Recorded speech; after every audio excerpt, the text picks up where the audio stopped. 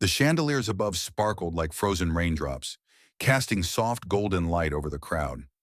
Laughter rippled through the grand hall, but it felt hollow to me. Tonight was supposed to mark a milestone.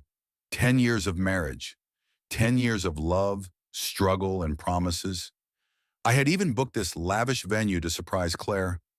I thought it would rekindle something between us. But from the moment we arrived, Claire was distant. She glided through the room like I wasn't even there, her hand brushing past mine when I tried to hold it. I watched her lean into conversations with her friends, her smile wide and carefree, but not once did it reach me. I stood alone at the edge of the room, clutching a glass of champagne that had long since gone flat. My eyes followed her. She was stunning in a silver dress that caught the light with every step.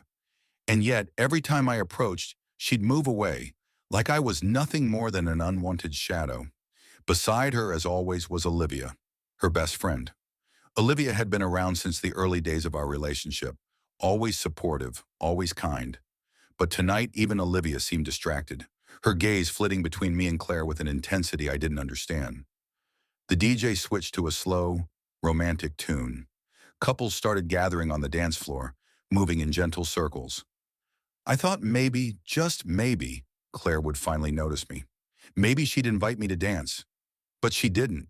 She just sipped her wine, laughing at something another man said. The weight in my chest grew heavier. 10 years. Was this what it had come to? I was seconds away from leaving, slipping out the side door to drown my frustration in solitude, when I felt it, a soft touch on my arm.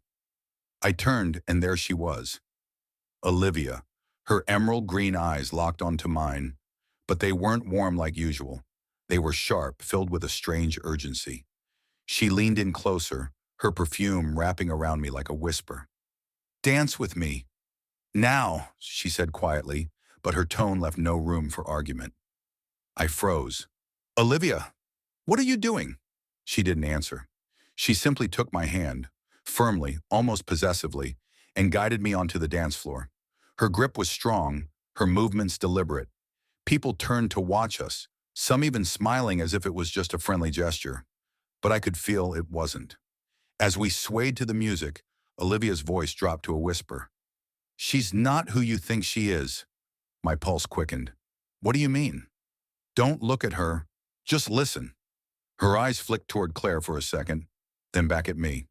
"She's been lying to you. About everything. But you can't react here. She's watching us."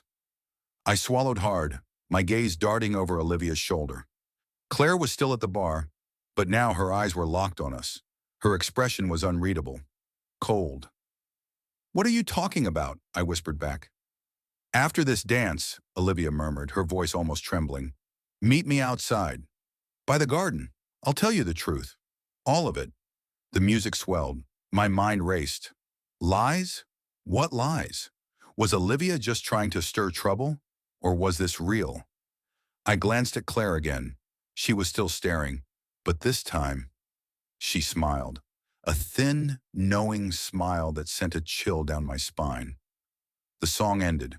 Olivia stepped back, her face composed, her lips pressed tightly as if she was holding back more words.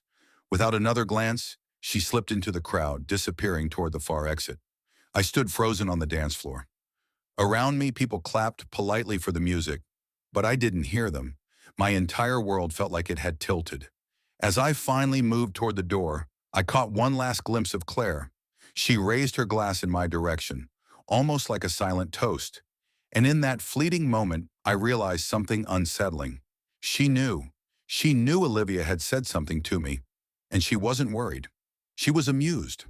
Outside, the garden was dimly lit, the distant sound of the party muffled by the walls. Olivia stood near the fountain, her back to me, her shoulders tense. When she turned, her face was pale. "She's dangerous," she whispered as I approached. "And if you stay with her, you won't make it out of this marriage alive." I froze, staring at her in shock. "What are you saying? Dangerous? How?" Before she could answer, the garden door creaked open. We both turned.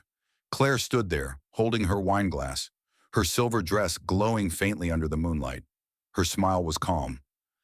Funny, she said softly, stepping closer. I was wondering how long it would take for you two to talk.